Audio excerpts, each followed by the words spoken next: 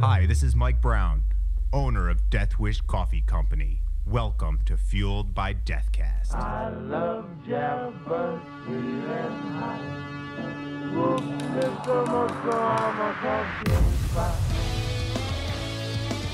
Death Wish Coffee presents Fueled by Deathcast, the world's strongest podcast. With your hosts, the incredible Jeff and the amazing D-Man. Welcome, everybody. It's another exciting edition of Fueled by Deathcast. It's December. It's actually December 2017. First episode of the second season, and it's episode 53 for those of you who are keeping track at home. As always, I'm the incredible Jeff. And I'm the amazing D-Man. That's right. But I point to you when I say it. It's true. I'm the amazing D-Man. And I'm the incredible Jeff. You can follow us on social media if you like. I am at Jeff Wish Coffee. I am at Death Wish Dustin. It's that easy. And if you're watching this live with us, you already are on social media, and you know the drill. If you're watching this live, share this video and comment share in the comments, and you can be entered a chance to win this mug. And this is a pretty cool mug. Look what showed its face again. I know. I didn't even think we had any of these left. We didn't. We were cleaning up the warehouse, and we had a pallet of just like mixed stuff that I had sent back that was left over kind of thing. And we had some of these mugs in there. These are the 2016 version of the Death Wish coffee mug. So no number on the bottom. These were the ones that ran all year through 2016. But usually when the year's up, so are the mugs. They're gone usually. Yeah. When we originally made this one, which was our first mug, it was awesome. But when we remade them, I almost liked it better because the mouth is wider. It's wider, yeah. The shape was a little bit nicer. Yep. And you can always tell if it's an original or a 2016 mug by like the shape. Feel, the shape, the wideness of the mouth. But you can get this one now. Yep. All you got to do, like we said, share this feed, comment, shared. We'll pick a winner at the end of this show. D-Man and myself will sign it, send it right out to you guys. Can't be easier. Easy peasy. Easy peasy. What do we do? What do we do at the beginning of every show? We thank Brock Powell. BrockVox.com. That's darn right. That's the guy that you hear on all the voiceovers on this show, and he has such an incredible career as a voice actor. Go check him out at BrockVox.com. Go check out his own podcast, Unpop Podcast. We love all those guys out there. Can't say enough good things. Also, we've been so happy with the way the show has been looking and what we've been able to do with this show. Got a lot of cool new stuff hopefully coming in 2018, and it's all thanks to a little company called Black Magic Design.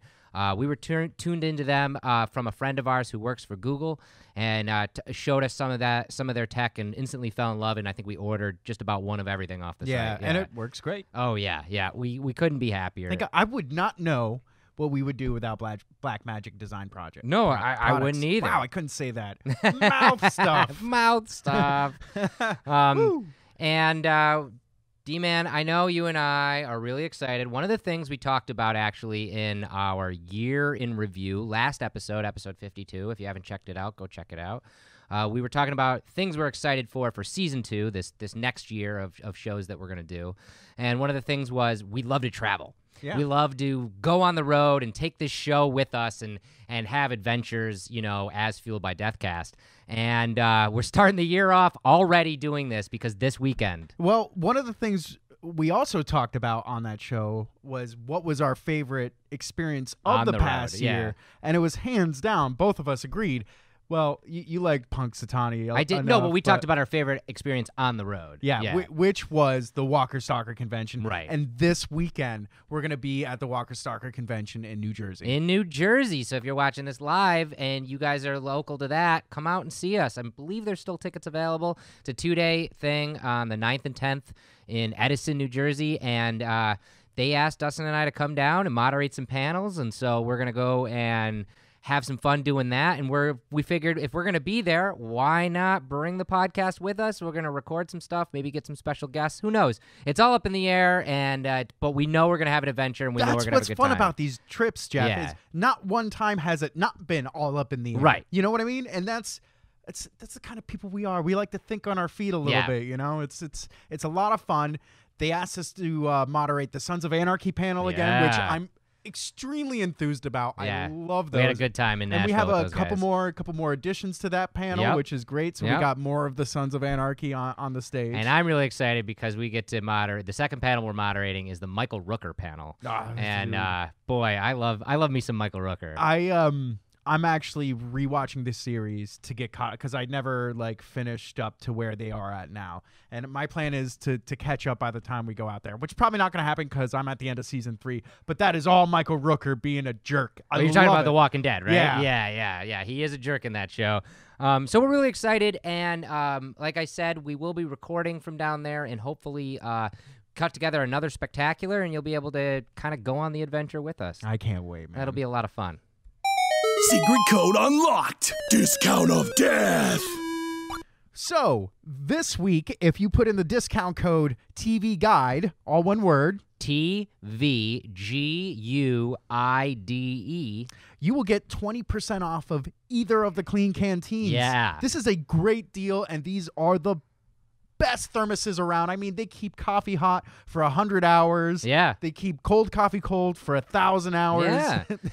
This is the real science facts here. We figured it'd be the best because not only TV Guide is because our special guest this week is Ken Reed, who is a comedian and also has his own podcast called TV Guidance Counselor, because he has an extensive collection of TV guides. And we'll talk about that on the podcast this week. But also we thought, what better way to discount this, because you can fill up one of these and at least you don't have to get up during your favorite program, you know, as you're watching or you're binge watching on Netflix or something. You know, if you're doing that thing where you have your drink between your legs, first of all, it's not going to burn your crotch. That's true. Which is great. We've tried it. We've tested this extensively for you guys. Grade A fire retardant crotch proof. Crotch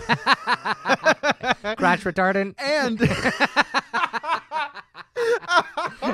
And if you're doing that thing where you have your drink in between your legs and you're eating your chips and your thing tips over and spills. Your thing tips over and spills. Oh, Jeff, you're on fire today, man.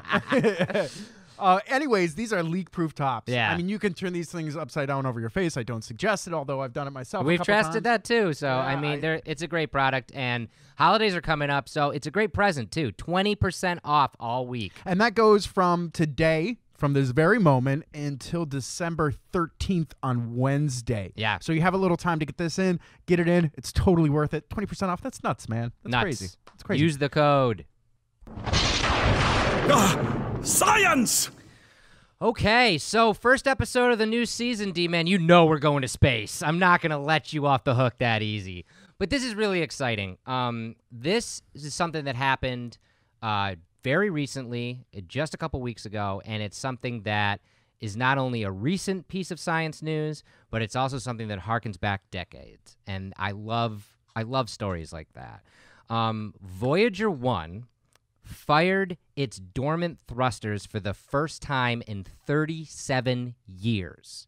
And to put that into perspective, that's incredible because there's technology out there now. Like I've had cars that don't start after not starting them for a couple months. Yeah. You know, and this is 37 years later. In freezing space. If you don't know about the Voyager 1 spacecraft, it is the only spacecraft that we've ever built, that we sent out into space, that is now in interstellar space, which means it is floating outside of our solar system now. And I'm going to tell you a little bit more about it as we go into this, but I thought there's no better person to explain this spacecraft to you than Carl Sagan himself. I knew it was going to be Carl Sagan. So here's a little Carl Sagan for you. Voyager 1 and Voyager 2 were launched a month apart in late summer 1977.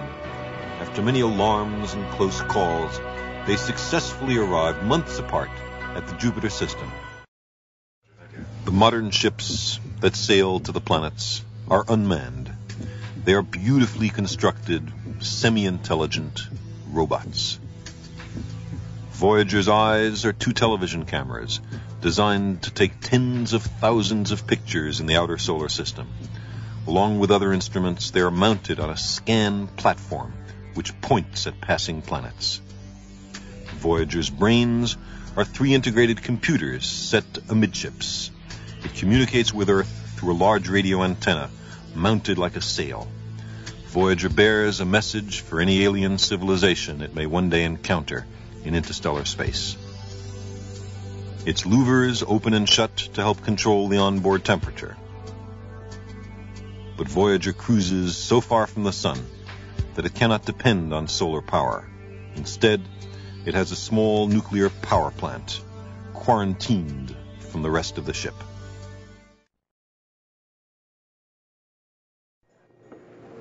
Voyager's passage by Jupiter accelerated it towards a close encounter with the planet Saturn. Saturn's gravity will propel it on to Uranus, and in this game of cosmic billiards after Uranus, it will plunge on past Neptune, leaving the solar system and becoming an interstellar spacecraft.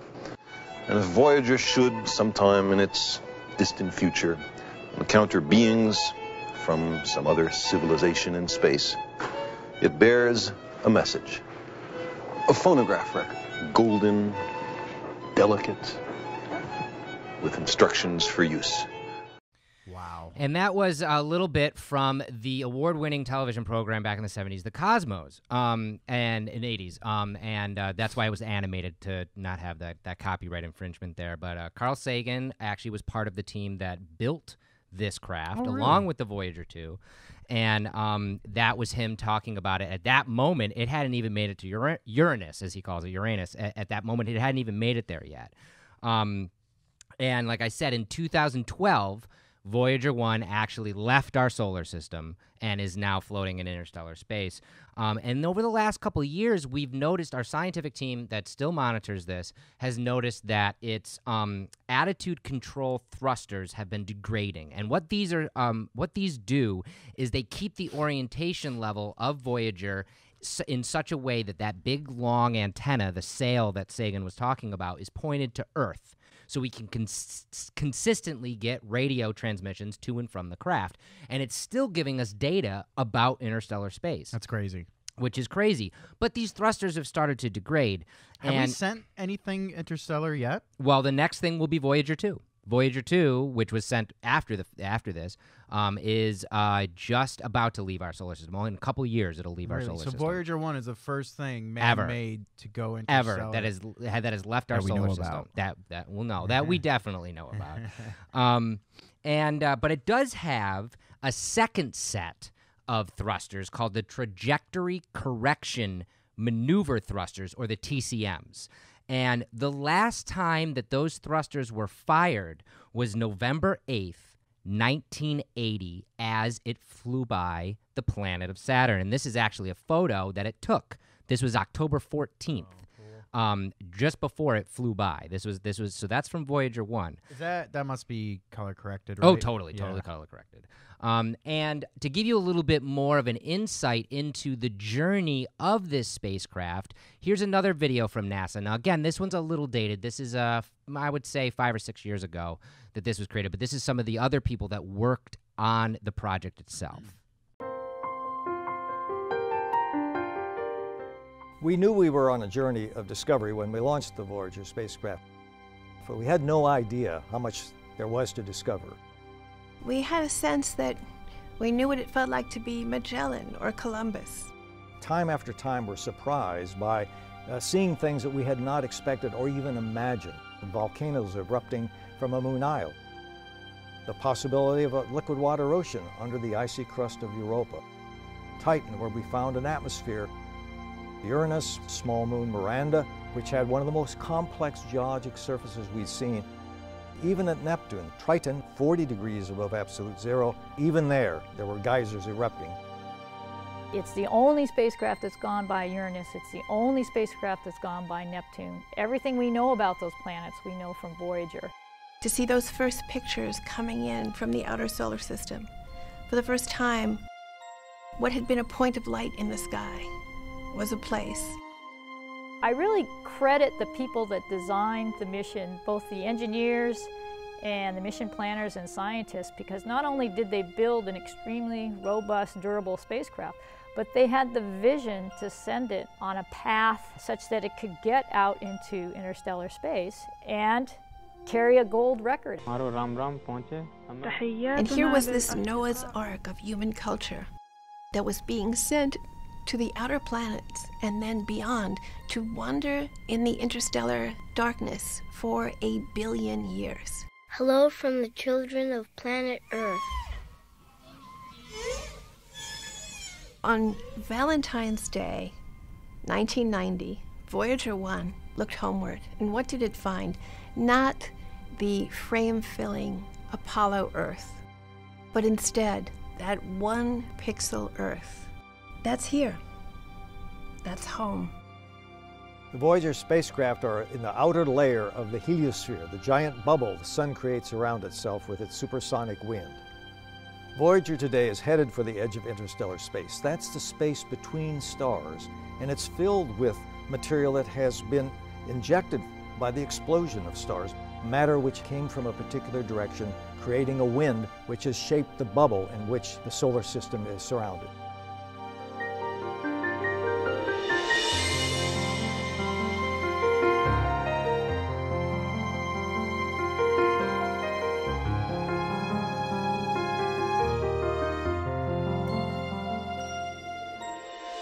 Voyager really has changed our view of the solar system. This will be a milestone in space exploration, leaving the solar system, leaving the bubble, and entering interstellar space for the first time.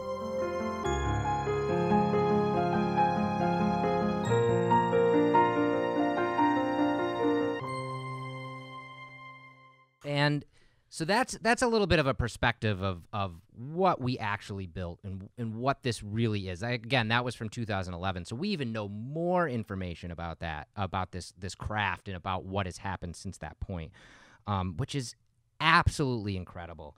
And what's also incredible is, okay, so we had to send a signal to Voyager 1 to restart its thrusters. And to do that, this team of scientists had to unearth very, very old data and actually learn how to refamiliarize themselves with old computer technology, like ways that we don't even utilize What anymore. is this DOS thing? Right, exactly. And the message was sent November 28th, just a couple weeks ago, to Voyager 1, 21 billion kilometers away, or 13 billion miles away. Now, to put that into perspective, we as Earth are 93 million miles away from the sun. So that's how far away this is. Oh my God. 13 times that away from the sun. Yeah. Wow. So that's pretty crazy. The message took 19 hours and 35 minutes to reach Voyager 1, and then took another 19 hours. Was it, can you hear me now? Yeah, right? No, it was, please fire your thruster. Does this work? And then 19 hours and 35 minutes later, we got confirmation that yes, it worked. And which is incredible. Thrusters have to fire a heater to fire up. There's 4 thrusters, so each one has its own heater. So that heater has to fire up to heat the thruster, and then the thruster can fire. And that was what we were worried about, of that even working, because it drains power from the craft, from that little nuclear device that's there. And this hasn't happened in 37 years, and it went off like it happened yesterday. And information being received from this craft will now continue for a few more years, and in fact, it's most likely going to end around 2025. This craft will stop transmitting at that point, because there will be absolutely no more power to power the instruments and the radio antenna to bring it. It'll just fly endlessly. It'll fly endlessly. And to give you guys, to kind of throw this home, I have one more video to show you guys, which is a look at 40 years of technology of this craft and subsequently Voyager 2.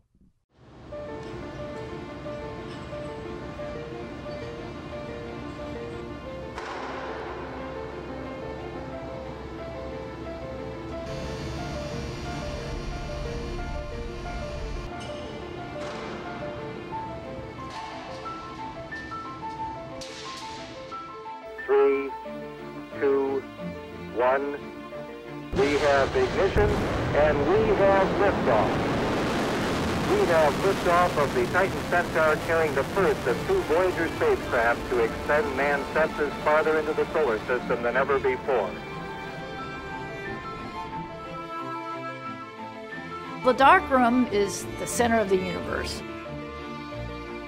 It's where we communicate with the deepest spacecraft we have out. We still communicate with the Voyagers. They send us signals every day.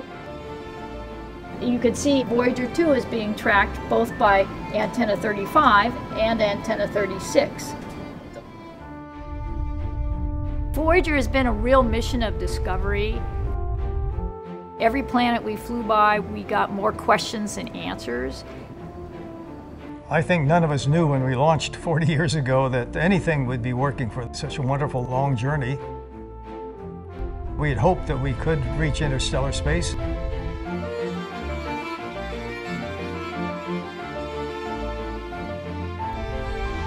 We reached that with Voyager 1, and we're about to reach it with Voyager 2.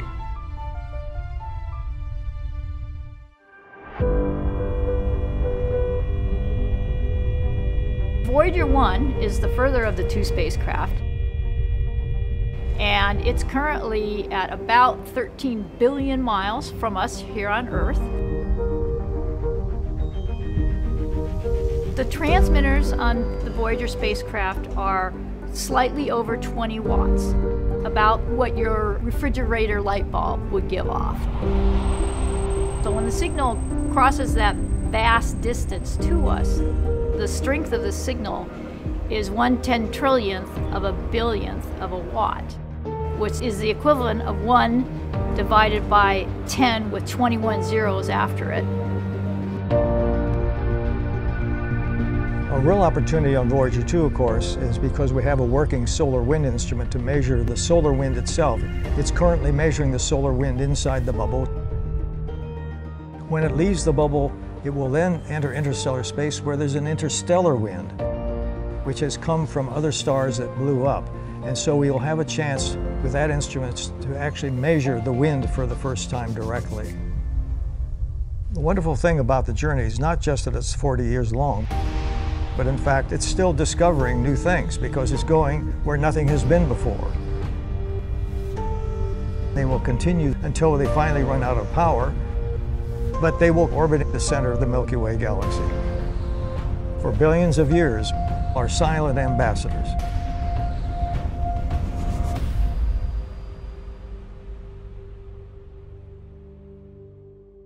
Wow. And what's incredible about this entire thing is, like you were saying, D-Man, it's like, 40 years ago, man made this, and now it is still working, still out there, still a tool that we can utilize. Oh, it's amazing that we're measuring interstellar space with a 40-year-old tool. Yeah. I mean, it would obviously be a lot more beneficial if we had our technology now out there measuring. I'm sure it would be much more accurate, but this is what it took 40 years to get there. Yeah.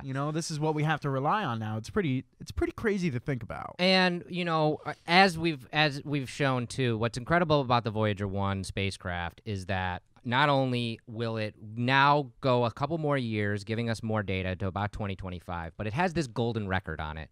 And the golden record is very important because it is a snapshot of humanity. There is an incredible poem at the beginning that is all the sounds of the earth. It starts with lava and rain and ends with rockets and cars and planes and talking and heartbeat.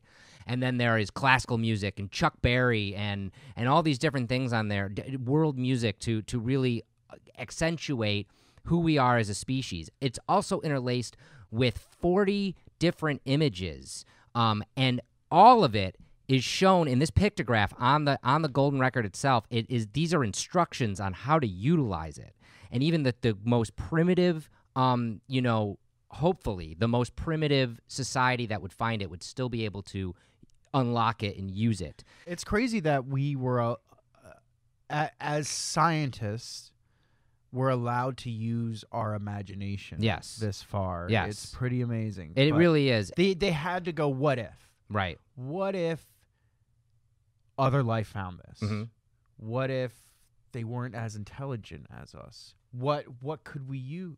Right. What would we need to do? And what do we want them to hear? It's pretty crazy. As long as the craft itself does not careen into some unknown planet or black hole that we cannot predict at this point. Or a wall. Just hits a wall. Right. It can literally careen into space for billions of years, and this record will not degrade because it is gold. It will not degrade for billions of years. I mean, if a asteroid smashes into this thing, or if it smashes into an asteroid, not much left is going to be of this gold. The hope is that maybe someday someone will find it, and it could be the only thing that outlasts our entire species, and that's pretty incredible.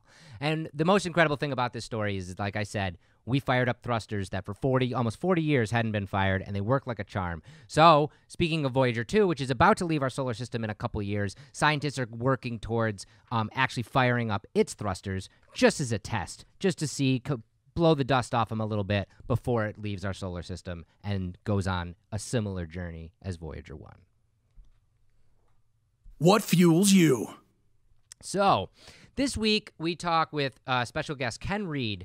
And like I mentioned earlier, he has a podcast called TV Guidance Counselor. And it's very interesting because he has guests on his show, and he has an extensive collection of TV guides, every single one from the 70s to now. And what he does is he has guests on, and then they pick a week from their childhood, pretty much. And then they go through and they pick out what their viewing schedule would have been like during that week. And then they discuss that kind of thing, which is very interesting. And one of the interesting things that brings up is how there are instances in our life, that memories that we have that shape who we are. And some of them are shared experiences, and those shared experiences are things that bring us together. And I believe, as a What Fuels You, that's something that we should all try to revisit from time to time in our life. Kind of think back on the things that make us who we are, and that can help you understand who you are as a person. I guess nostalgia isn't necessarily an emotion. No. But if it were, I would say it would be a healthy emotion. I think it's great to go back and revisit old music or revisit old shows. And it's really weird how, especially with music, I feel this is true. When you listen to a certain album or a certain song, it will literally bring you back to the place you were when you originally listened to it. Totally. And a flood of emotions will come back. And it'll actually give you an insight to who you were. Right. Which I think is important. And the easy one with music, is milestones in your life. One that people always gravitate towards, and this is sappy, but prom. Prom is something that most Americans go through, like high school. You go to the dance, and most proms have a theme. And most proms have a theme that has either a song or two attached to it. And a lot of people remember that. And that becomes a moment in your life.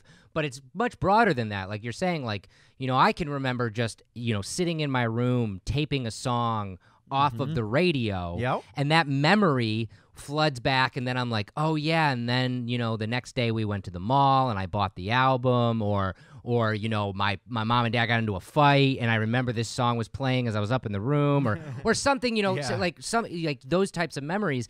And then our shared experiences become that much even more so where it ties us together. So I can bring up, a specific song and a memory that I have attached to that song, but you could also have a completely different memory but attached to the same song. Yeah. And that kind of brings us together. And shared experiences are everywhere.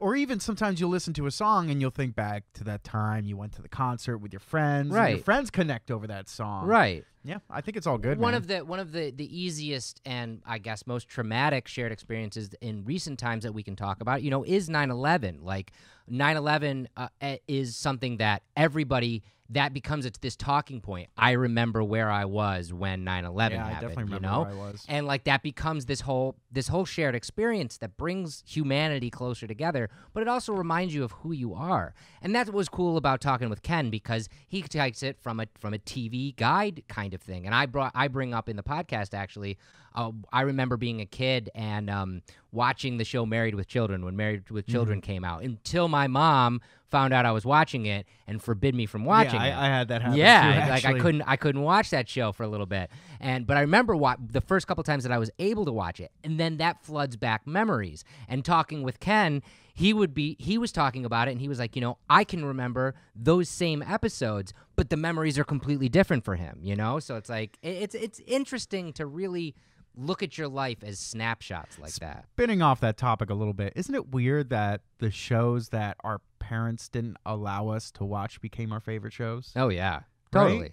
Totally. I mean, full disclosure, that block of television, that hour-long block of television on a very new channel called Fox was Married with Children and then The Simpsons. Yep. And my mom didn't want me watching either of them. I know. So, same here. So when she told me I couldn't watch them, I would curiously get my homework done just before that, and then I would say I was going to my friend Tim's house, and I would walk up the street to my friend Tim's house, where his mom didn't care that we were watching those shows. You and I would always watch had the a friend shows. that didn't care. Remember, parents, if you restrict your children from doing a thing or watching a thing, they probably have a friend who has parents that don't care. And thankfully I did, because The Simpsons is my all-time favorite show ever. You know? It was those two shows and Ren and Stimpy. But that was MTV. But right. I mean, those types of shows, definitely it was like, oh God, don't let your kid watch those. And now it's like the most nostalgic moments for me. Oh, yeah. You know, it's so crazy. Yeah, now it's like, don't let your kids watch Game of Thrones. Yeah, definitely don't do that. Definitely don't do that. I was actually, just a quick short story here. I was actually on the plane, and they had the Delta flights. You can watch. You can watch this shit. And I put on Game of Thrones, and I'm like, oh wait, this is like a porn. I can't watch this in public. There's just boobies everywhere. I can't watch that. There sure are.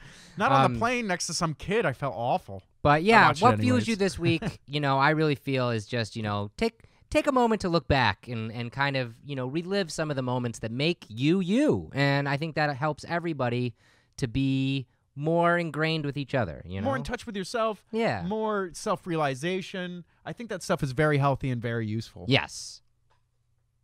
Community shout out. Okay, so this week, community shout out goes to, you want to yell it? I'm not sure if I'll yell that last name right. I'll do it. Robin Figdor! I believe that's how you pronounce your last name. Robin, he lives in Alaska, which is a place I've always wanted to visit. I feel like if your last name is Figdor, you should live in Alaska. You're conquering mountains every day, right? Yeah, right. But he's got some pictures up here, and just Alaska has the most beautiful landscapes. Yeah, they it sure really does. do. And Robin, obviously, is a huge supporter of Death Wish. We see you posting about us all the time, and we can't thank you enough for it. Also a truck driver, also a chef, doing all the awesome things, and being, like I said, in Alaska, a place that someday I'm going to see with my own two eyes, because I've always wanted to be there. Yeah. Yeah, there's a shuttle that goes from Washington to Alaska. It takes like 3 days or something. A ferry, actually, right? Yeah, I want to do that. Yeah, me too. Maybe let's do it. Fueled by Deathcast. We're doing it. Yeah, there we go. We're coming to see you, Robin. So mugs up this week, community shout out, Robin Fegdor. I got something special to put in here right now. If you guys don't know, starting tomorrow, and they'll go quick, I'm sure, we're doing something incredible with Zakk Wylde and St. Jude's Children's Hospital. We're doing a really cool mug release that all the benefits are going to go and all the proceeds, are going to go and benefit St. Jude's Children's Hospital. And we shot a little thing to show you all the cool stuff involved in it, and here it is. So this is something pretty special, and I love this time of year because we always seem to get into some special kind of stuff here at Death Wish Coffee. We're doing a Toys for Toga drive right now, which is a lot of fun. We got a Christmas tree that is literally filled with toys. What we're doing is, if somebody brings in a toy, we give them a pound of coffee. Yeah. And last year we had a pile of toys, and this year we have people visiting constantly. It's really nice. It really lifts your spirits and makes you feel good. And we've got another thing that's going to be released tomorrow, Thursday, December 7th. And this is really exciting. We've been talking about doing something like this for a while. We got together with Zakk Wylde, who, if you don't know who Zakk Wylde is, you're watching the wrong show and drinking the wrong coffee. Zakk Wylde, obviously the guitarist of Ozzy Osbourne, also Zakk Sabbath and Black Label Society, and the all-father of Valhalla Java Odin Force Blend. And we did something really special with him where we're now going to release tomorrow this box set of a mug. And it is the Valhalla Java mug and some goodies inside, signed by Zakk himself. And we're going to unbox it for you right here. It's very Viking-esque, held together with some twine here. Every box is a nice wood-burned wooden box with obviously the Valhalla Java logo on the front. This is real wood. This is not some plastic piece of crap. This is the real deal. It's a little company called Woodchuck made this, and all these boxes are handmade. That's really, really cool. And then I'll make another video of this so you can see it up close. But it's all numbered on the back too. There's only 100 of these made, and this one is number 66. Oh yes. And we will rebox this for sale as well. But you get the beautiful mug that's inside, and it's signed on the bottom by Zakk himself and numbered, which is really, really cool. And then inside the mug, what's inside the mug there? Oh, yeah, the Wylde Audio beanie, which is pretty rad, so you can look awesome and also support Zakk Wylde and all of his stuff. And then 2 guitar picks from Black Label Society as well. And those are super collectible and super awesome. So it's a nice little package, and 100% of the proceeds will go to benefit the St. Jude's Children's Research Hospital. And what an incredible facility that is. And we are so, so excited to help raise money for something that is so needed and so amazing. If you don't know about St. Jude's, they are a team of doctors and nurses that care for kids that are dealing with cancer and other diseases and figuring out ways to cure them. And this is just an incredible thing. Like I said, it goes on sale tomorrow. It's going to be, the whole set is going to be $200. And now, like I said, every single penny of that is going to benefit St. Jude's Hospital. And if this isn't something that's in your price range this holiday season, but you still want to give, you can go on over to stjude.org, and you can make a donation of any monetary donation and help out that research hospital as well. All of the information about this mug, it will be available at deathwishcoffee.com/Zakk Wylde. Super easy. You can see, obviously, all of the Valhalla Java products that we have for sale, and then this super special, super limited edition thing that not only do you get to buy something that is awesome, I mean, especially if you're a Zakk Wylde fan or a fan of Death Wish Coffee or Valhalla Java. Crazy collectible, because there's very few of these available, and yeah. Well, it's 100, right? 100 of them. That's it. And so, yeah, it's super rare, super collectible, but also you get to just feel awesome for helping out such an amazing foundation.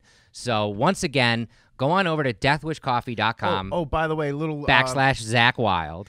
Little inventory input here. We don't have any more of these mugs. Right. They're all gone. In fact, they sold so quick that we sold all of the Valhalla Java mugs that were even here. Yeah. So these are the last Valhalla Java mugs, the last 100, signed by Zakk Wylde. Yeah. I mean, crazy. It's so crazy, so cool. So if that's something that you guys want to get down on, make sure you mark your calendars for tomorrow, December 7th. This goes on sale to benefit St. Jude's Hospital. And thank you, Zakk Wylde, and thanks to all of you. Cheers. Welcome back to the show. Okay, this week, couple Death Wish You Happy Birthdays. On Thursday, December 7th, C. Thomas Howell is going to be 51 years old, and he has been in 100 different things, an incredible actor out there, but probably my favorite, and probably a lot of yours, is he is Ponyboy from The Outsiders. And if you have not seen The Outsiders, stop this podcast. No, wait. Keep watching this show, and when the show is over, go out and check out The Outsiders. Have you seen The Outsiders? You haven't. You should. Do I have to leave now? No, but after this, you should put it on. It's an incredible movie starring Ralph Macchio, Patrick Swayze, Matt Dillon, Tom Cruise, Rob Lowe. It's all about a bunch of rough and tumble teens. It's a coming-of-age story back in the day. It was shot in the 80s, but it's set earlier than that. Are Rob Lowe and Tom Cruise lovers in this? No, they're not. But the most famous line from this is when Ralph Macchio's character says to C. Thomas Howell, "Stay gold, Ponyboy." And that's the most famous line from it. Love that movie. Friday, December 8th, we have a pair of birthdays. First up, Corey Taylor is going to be 44. You probably know him as a singer of a band called Stone Sour, but you probably also know him as the singer of the band Slipknot, and here he is fronting that band. He's also a comic book enthusiast and has worked with a couple of our friends on some comic books, which is pretty cool. That's cool. Also Friday, December 8th, the very lovely Kim Basinger is going to be 64. Basinger. Kim, it's your birthday, and happy birthday. You're going to be 64. My favorite role, obviously, Batman. But yeah, that's right. But she was wasn't a good Batman, though, that was the first Batman, 1989. Oh, yeah. She was Vicky Vale. She was his first love interest. That was Michael Keaton. Oh, that was the Michael Keaton. Oh, yeah. Right. She was also in The Natural. She was also in 8 Mile. She's been in 1,000 things, too. So happy birthday to her. Saturday, December 9th. I can't believe I get to wish him another happy birthday. Kirk Douglas is going to be 101 years old. Holy crap. Here he is with his son, Michael, there. But everybody remembers Kirk from probably his most famous role, I Am Spartacus.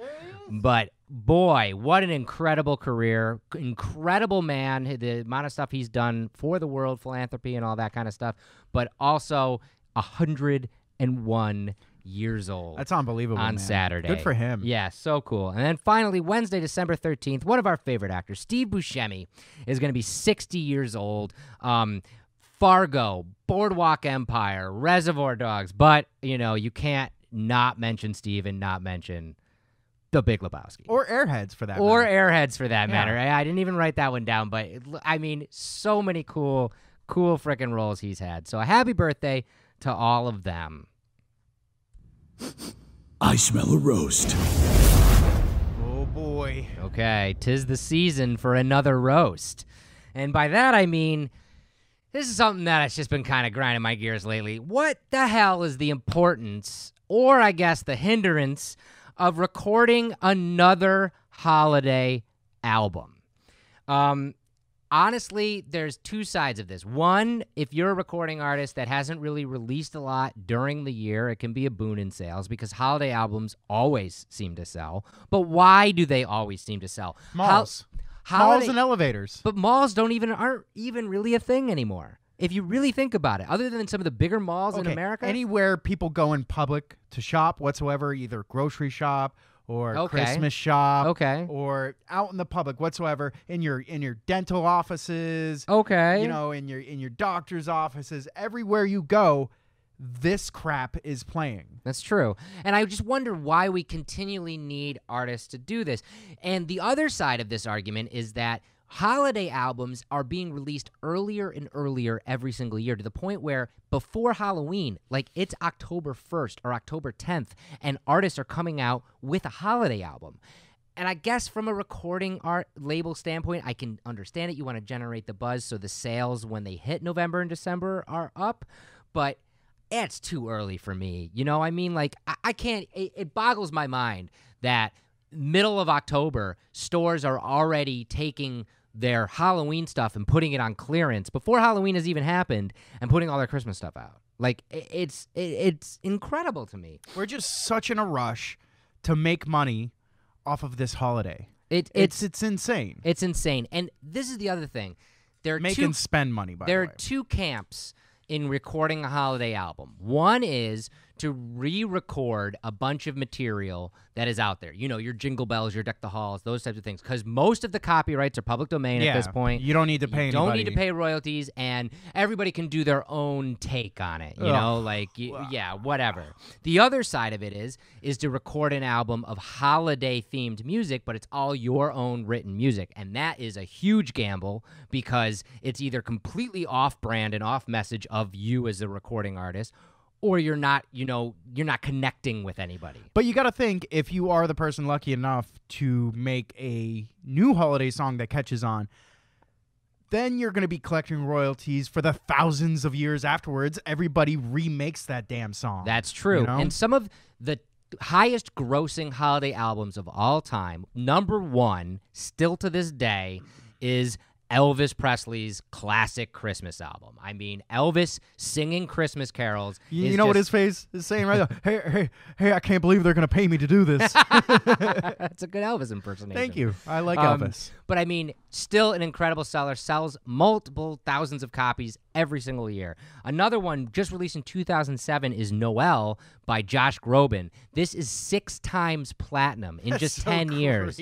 That's crazy. I know I've heard it by printing money, but just I don't with holiday classics. I don't know. I've never heard it. And finally, kind of like what you were talking about earlier, is the album Merry Christmas by Mariah Carey. That was in 1994, and she wrote the song. I forgot what young Mariah looked like.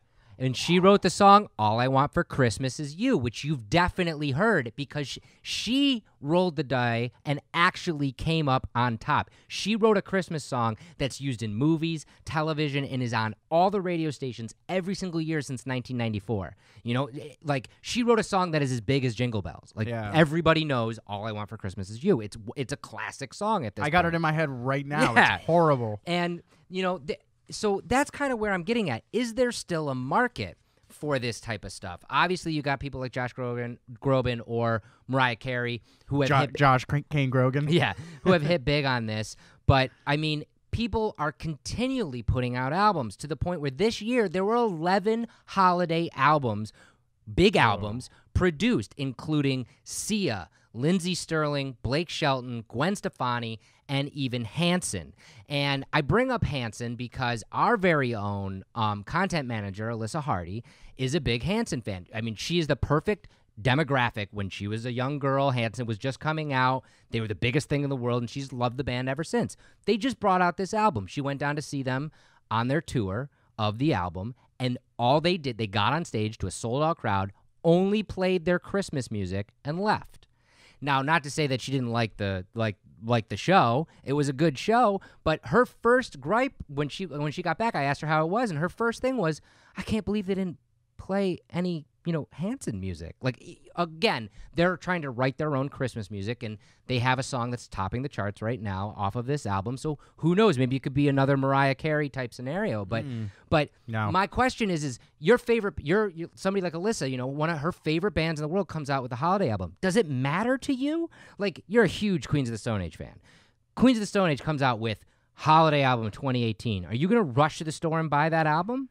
Is that going to be something that you need in your discography of your favorite band? Okay.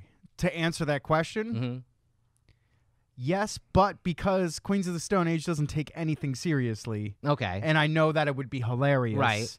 And that's the thing that I like. Okay. But if it were like serious, hey, we're buckling down and making Jingle Bells again. And right. It's like, no, yeah, pass. Big old pass on that, brah. And I can't imagine a band. God, I hope that doesn't happen. I can't imagine a band like I'm going to use the Hanson example again, just because it's fresh in my mind. I can't imagine a band like them going and playing a full show like that and not at least as an encore playing Mbop, the song that everybody who's at there wants to see. Could you imagine how much it hurts them to play that song now? I don't know. Money in the Bank is Money in the Bank. That You're money's right. made, but You're right. I can't believe they'd make any more money by playing Mbop live. I bet they just want to end it. You're right. So I'm roasting this because at this point in where music is completely accessible, it's not like, oh man, I wish I had bought that Elvis record 50 years ago. It's like I can literally put my iTunes up and have it in my iTunes right now if I want it. Everything's accessible. Why are artists still making them? Is the money still there? It must be. I mean, Hanson's record is on the charts. Sia's record is on the charts. I wrote this down when we were first talking about this, and my thought is that the Christmas album is where old pop artists go to die. There are a lot of it's the compilation last check. Christmas albums. It's the out there. last check they get to cash before their career is over. Wow. Ew. I mean, when you read these names, it's nobody that's like up and coming or no, they've all been there forever. These are all like just about to be washed up pop artists. I would say, I guess out of the names I just read, I will say Lindsey Sterling is probably the only one to break that mold because she's that new. I don't think she's that new. She's been around for maybe 8-7 years. That's a long time for a pop artist. That's true. You're right. I bet she's on her way out, and this is proof. It's like the first sign of the Armageddon. Well, I don't know. I mean, give us your thoughts on what you think about holiday music and if more is needed. I mean, my other reason why I wanted to bring it up is like, okay, love or hate holiday music. This is my final thought on this. Love or hate holiday music, you have your favorites, correct? Like, I mean, even if you don't like holiday music, there's definitely a holiday song. And I'm not just talking Christmas music. I'm talking holiday music in general. There's definitely a song that it'll come on and you'll be like, I like this song, or I haven't heard this song in a while. Grandma got ran over by a reindeer. There you go. Why do we need 19 more versions of that? Do we? Do we need 19 more versions? I bet there is 19 versions of that out there. There definitely are. I mean, it boggles my mind, and I guess more power to artists to create new things, you know, and to try and, you know, push their boundaries or their talents. But I don't know. This is not pushing boundaries or talents unless you're rewriting Christmas music, which I give you a little bit more respect for. Yeah. Young Mariah Carey. Yeah. Yeah, so all I want for Christmas is for you to stop making holiday albums.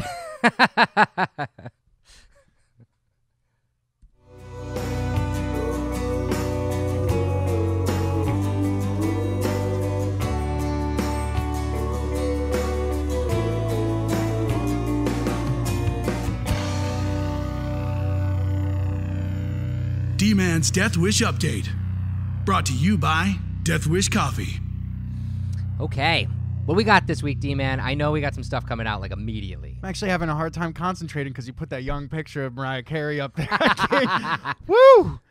I'm sweating. Okay, all right. Anyways, Rumball. Rumball.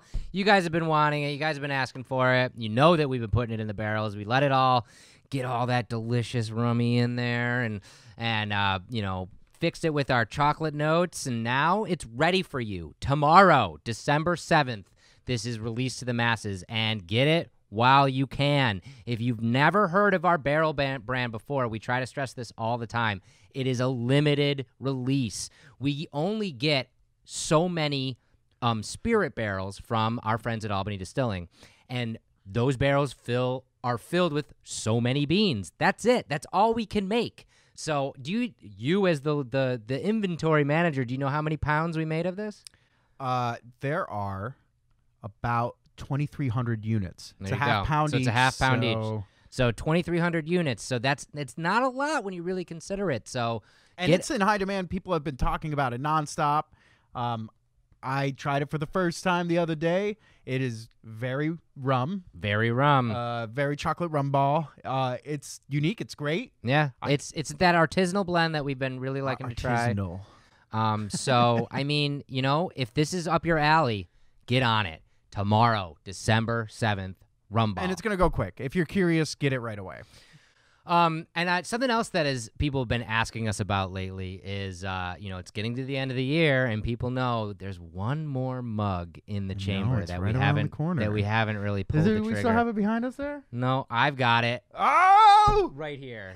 There it is. It is. Wow, that's a heavy mug. Yeah, it is the Old Man Winter tankard. It is beautiful, stormy winter gray with the white glaze on top, designed by none other. I don't think Thomas designed this one. Oh, well then fine. I won't give Thomas credit for it. I'm so used to giving Thomas. He might have, but I'm so used to giving Thomas credit for everything that. But regardless, we're really happy with this mug. This is the final one of 2017.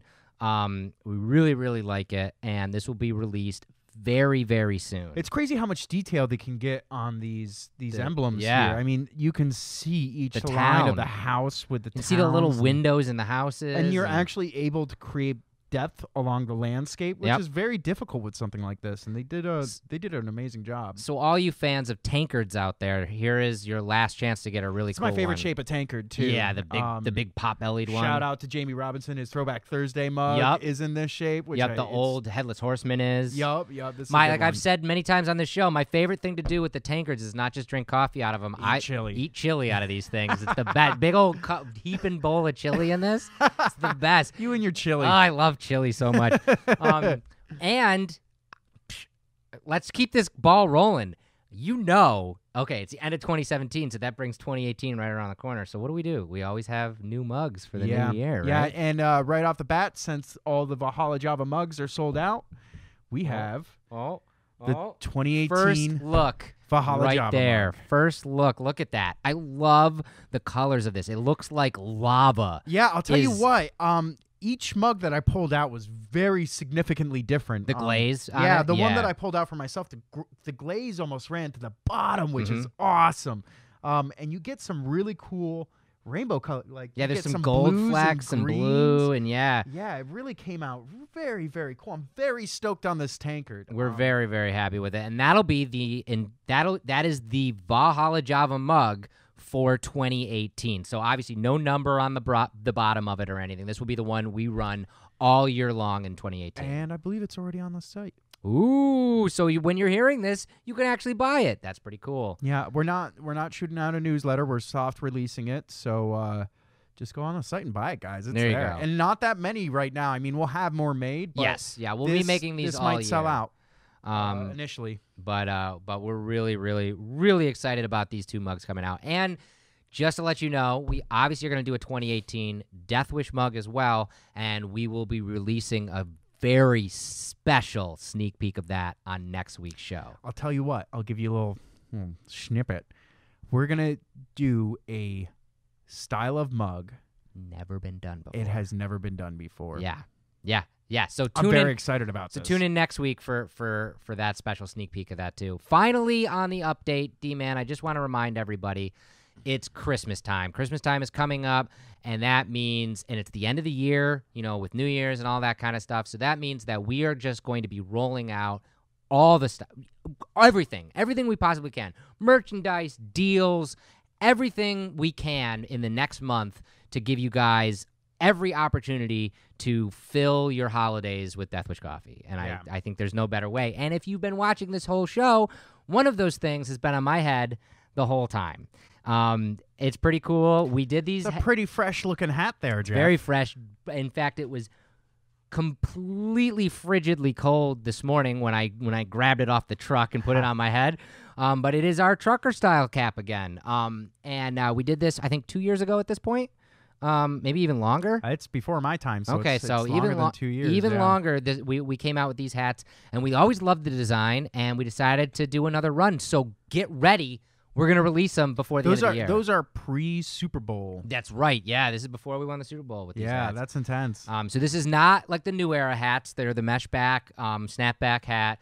Really cool, different design for them. And like I said, it's a re-release that we're doing, which is very rare. We don't usually do re-releases of anything. No, this was something that came from down high. Mike Brown specifically was like, I want those hats back. Yes. Get those hats. Those same exact hats. Nothing different. So in the vein of the holiday season, with all of the stuff we're going to be rolling out, you now know this is coming very soon. So be watching the newsletter, listen to the update. You'll know when these come out. And I think that's it. I think mugs, rumball. You got something? No. Okay. Yeah. So tune in next week, guys, for some more news. That's it. Thank you guys so much again for watching the show. Final chance. Share this feed. Comment shared to win a 2016 Death Wish mug. Look, we got like mug pile. Yeah. But that's the one to win. I can't believe we found these. I know. I can't believe they still exist. I know. And I can't believe you can get it. Just for sharing this episode. And letting us know that you share. You say shared right in the comments. Yep. I'm stoked to give this to you guys. There's the kiss for good luck.